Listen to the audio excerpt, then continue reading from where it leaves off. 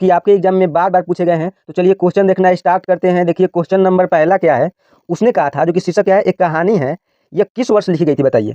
उसने कहा था शीर्षक कहानी कब लिखी गई थी, 1920 ईस्वी में कि 1915 में कि 1921 में कि 1914 में। तो बताइए क्वेश्चन नंबर पहला का राइट आंसर क्या होगा। तो क्वेश्चन नंबर पहला का राइट आंसर हो जाएगा ऑप्शन नंबर बी, 1915 में। उसने कहा था कहानी कब लिखी गई थी, 1915 में। ऑप्शन नंबर बी इस क्वेश्चन का राइट आंसर हो जाएगा। ठीक है, अगला क्वेश्चन देखिए, क्वेश्चन नंबर दूसरा है। क्वेश्चन नंबर दूसरा देखिए क्या है, सूर्य का विसरण क्या होगा बताइए। सूर्य का विसरण क्या होगा, सूरा होगा कि सूरी होगा कि सुरीला होगा कि सुरमी होगा। तो बताइए क्वेश्चन नंबर दूसरा का राइट आंसर क्या होगा। तो क्वेश्चन नंबर दूसरा का राइट आंसर हो जाएगा ऑप्शन नंबर सी, सूर्य का विशेषण सुरीला होता है। ऑप्शन नंबर बी इस क्वेश्चन का राइट आंसर हो जाएगा। इसमें देखिए जो एक क्वेश्चन आएगा ना, तो वो होगा हिंदी बुक से और एक क्वेश्चन हिंदी व्याकरण से होगा। ठीक है, क्वेश्चन नंबर तीसरा देखिए क्या है, उदय प्रकाश की रचना का नाम क्या है बताइए। उदय प्रकाश जो है, इनकी रचना का नाम क्या है बताइए। शिक्षा है कि तिरिछ है कि जूठन है कि प्रगीत और समाज है। तो बताइए क्वेश्चन नंबर तीसरा का राइट आंसर क्या होगा। तो इसका राइट आंसर हो जाएगा ऑप्शन नंबर बी, तिरिछ के रचनाकार कौन है, उदय प्रकाश है। और शिक्षा के रचनाकार कौन है पूछेगा तो कहेंगे कि जय कृष्ण मूर्ति है। कौन है जी, जय कृष्ण मूर्ति। और जूठन कौन है, ओम प्रकाश वाल्मीकि है। ओम प्रकाश वाल्मीकि आपको ध्यान रखना है। और प्रगीत और समाज को लेखक कौन है, तो इसके लेखक हैं नामवर सिंह जी। ठीक है, अगला क्वेश्चन देखिए, क्वेश्चन नंबर 4 है। क्वेश्चन नंबर 4 देखिए क्या है, सर्वनाम के कितने प्रकार होते हैं बताइए। सर्वनाम के कितने प्रकार होते हैं, 3 कि 5 कि 6 कि 8। तो बताइए क्वेश्चन नंबर 4 का राइट आंसर क्या होगा। तो क्वेश्चन नंबर 4 का राइट आंसर होगा ऑप्शन नंबर सी, सर्वनाम के 6 प्रकार होते हैं। क्वेश्चन नंबर 5 देखिए क्या है, रामपुरवा कहाँ है बताइए। रामपुरवा जो है वो कहाँ पर है, भितिहरवा के पास है कि नवगछिया के पास है कि सिमरिया के पास है कि देहरादून के पास है। तो बताइए क्वेश्चन नंबर 5 का राइट आंसर क्या होगा। तो इसका राइट आंसर हो जाएगा ऑप्शन नंबर ए, जो रामपुरवा है ये भितिहरवा के पास है। क्वेश्चन नंबर 6 देखिए क्या है, प्रतिकूल में कौन सा उपसर्ग है बताइए। उपसर्ग और प्रत्यय से हमेशा 2 मार्क्स का क्वेश्चन पूछा ही जाता है। ठीक है, तो आपको ये ध्यान रखना है। बताइए कि प्रतिकूल में कौन सा उपसर्ग है। तो आप जानिए कि उस उपसर्ग कहाँ लगता है, तो उपसर्ग पहले लगता है। उपसर्ग कहाँ लगता है जी, उपसर्ग पहले लगता है। तो इसमें देखिए उपसर्ग पहले किस में लगा हुआ है।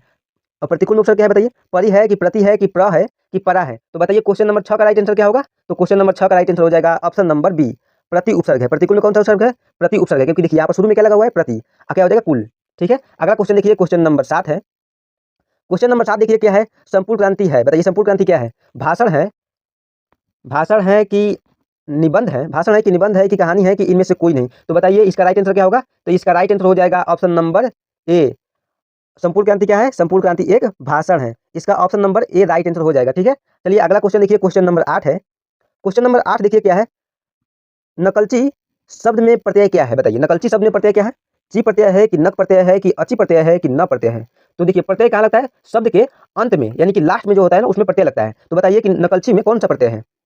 तो इसमें ची प्रत्यय, ऑप्शन नंबर ए इस क्वेश्चन का राइट आंसर हो जाएगा। ठीक है, अगला क्वेश्चन देखिए, क्वेश्चन नंबर 9 है। क्वेश्चन नंबर 9 देखिए क्या है, दलविहीन लोकतंत्र किसका मूल उद्देश्य है बताइए। दलविहीन जो लोकतंत्र है ये किसका मूल उद्देश्य है। तो ये मार्क्सवाद और लेनिनवाद का मूल उद्देश्य है कि प्रगतिवाद का मूल उद्देश्य है कि पूंजीवाद का कि साम्यवाद का। तो बताइए क्वेश्चन नंबर 9 का राइट आंसर क्या होगा। तो क्वेश्चन नंबर 9 का राइट आंसर हो जाएगा ऑप्शन नंबर ए, मार्क्सवाद और लेनिनवाद।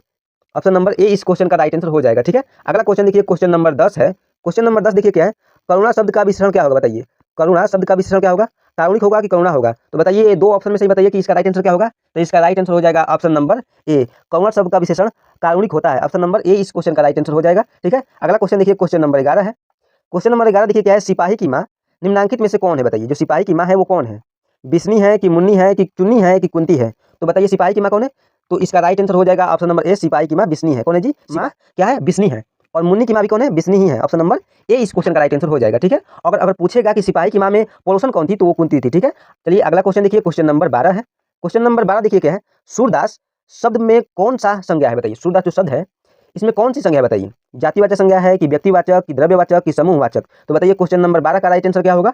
तो क्वेश्चन नंबर 12 का राइट आंसर हो जाएगा ऑप्शन नंबर ए, एक सुर क्या है, एक व्यक्तिवाचक, व्यक्ति का नाम है। सूरदास क्या है जी, एक व्यक्ति का नाम है, इसलिए क्या हो जाएगा, ये व्यक्तिवाचक संज्ञा हो जाएगा। क्वेश्चन देखिए, क्वेश्चन नंबर 13 है, माँ किसके भय से अपने लाल को गोद से नहीं उतारती थी बताइए। क्रिया के भय से कि शीत के डर से कि गिर पड़ने के डर से। तो बताइए क्वेश्चन नंबर 13 का राइट आंसर क्या होगा। तो क्वेश्चन नंबर 13 का राइट आंसर हो जाएगा ऑप्शन नंबर बी, शीत के डर से जो माँ है वो अपने लाल को गोद से नहीं उतारती थी। ठीक है, ऑप्शन नंबर बी इस क्वेश्चन का राइट आंसर हो जाएगा। अगला क्वेश्चन देखिए, क्वेश्चन नंबर 14 है। क्वेश्चन नंबर 14 देखिए क्या है, फ का उच्चारण स्थान क्या है बताइए। जो फ है इसका उच्चारण स्थान क्या है आपको बताना है, ओष्ठ है कि दंत है कि कंठ है। तो बताइए क्वेश्चन नंबर 14 का राइट आंसर क्या होगा। तो इसका राइट आंसर हो जाएगा ऑप्शन नंबर ए, फ का उच्चारण स्थान ओष्ठ होता है। ऑप्शन नंबर ए इस क्वेश्चन का राइट आंसर हो जाएगा। ठीक है, अगला क्वेश्चन देखिए, क्वेश्चन नंबर 15 है, सिपाही की माँ जो शीर्षक एकांकी है किस संकलन अंग है, किस संकलन का अंग है बताइए। देखिए यहाँ पर थोड़ा टाइपिंग मिस्टेक हो गया है। जो सिपाही की माँ है शीर्षक एकांकी, यह किस संकलन का अंग है बताइए। अंडे के छिलके तथा अन्य एकांकी का अंग है, कि नए बादल का अंग है, कि पैर तले जमीन का अंग है, कि आधे अधूरे का अंग है। तो बताइए क्वेश्चन नंबर 15 का राइट आंसर क्या होगा। तो इसका राइट आंसर हो जाएगा ऑप्शन नंबर ए, अंडे के छिलके तथा अन्य एकांकी। जो सिपाही का माँ चैप्टर है, कहाँ से लिया गया है, अंडे के छिलके तथा अन्य एकांकी से, ठीक है। क्वेश्चन नंबर 16 देखिए क्या है, हिंदी में लिंग के कितने भेद हैं। 2 भेद हैं, कि 3, कि 5, कि 8। तो बताइए क्वेश्चन नंबर 16 का राइट आंसर क्या होगा। तो इसका राइट आंसर हो जाएगा ऑप्शन नंबर ए, हिंदी में लिंग के सिर्फ 2 ही भेद है, ठीक है। कौन कौन, स्त्रीलिंग और पुल्लिंग, ठीक है। अगला क्वेश्चन देखिए, क्वेश्चन नंबर 17 है। क्वेश्चन नंबर 17 देखिए क्या है, मलिक मोहम्मद जो जायसी हैं, ये कैसे कवि हैं बताइए। प्रेम मार्गी कवि हैं, कि ज्ञान मार्गी कवि हैं, कि कृष्ण मार्गी कवि हैं, कि इनमें से कोई नहीं। तो बताइए क्वेश्चन नंबर 17 का राइट आंसर क्या होगा। तो क्वेश्चन नंबर 17 का राइट आंसर हो जाएगा ऑप्शन नंबर ए, जो मलिक मोहम्मद जायसी हैं ये प्रेम मार्गी कवि हैं। ऑप्शन नंबर ए इस क्वेश्चन का राइट आंसर हो जाएगा।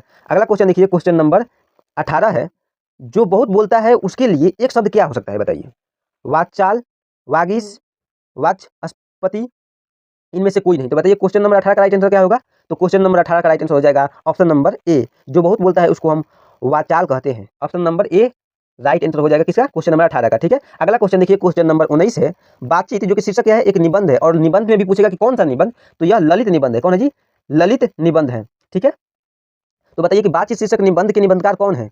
मोहन राकेश हैं, कि जयप्रकाश नारायण है, कि बालकृष्ण भट्ट है, कि भगत सिंह है। तो बताइए क्वेश्चन नंबर 19 का राइट आंसर क्या होगा। तो इसका राइट आंसर हो जाएगा ऑप्शन नंबर सी, बातचीत जो चैप्टर है इसको बालकृष्ण भट्ट लिखे हैं। ऑप्शन नंबर सी इस क्वेश्चन का राइट आंसर हो जाएगा। अगला क्वेश्चन देखिए, क्वेश्चन नंबर 20 है। चतुर्भुज में कौन सा समास है बताइए। चतुर्भुज में कौन सा समास है।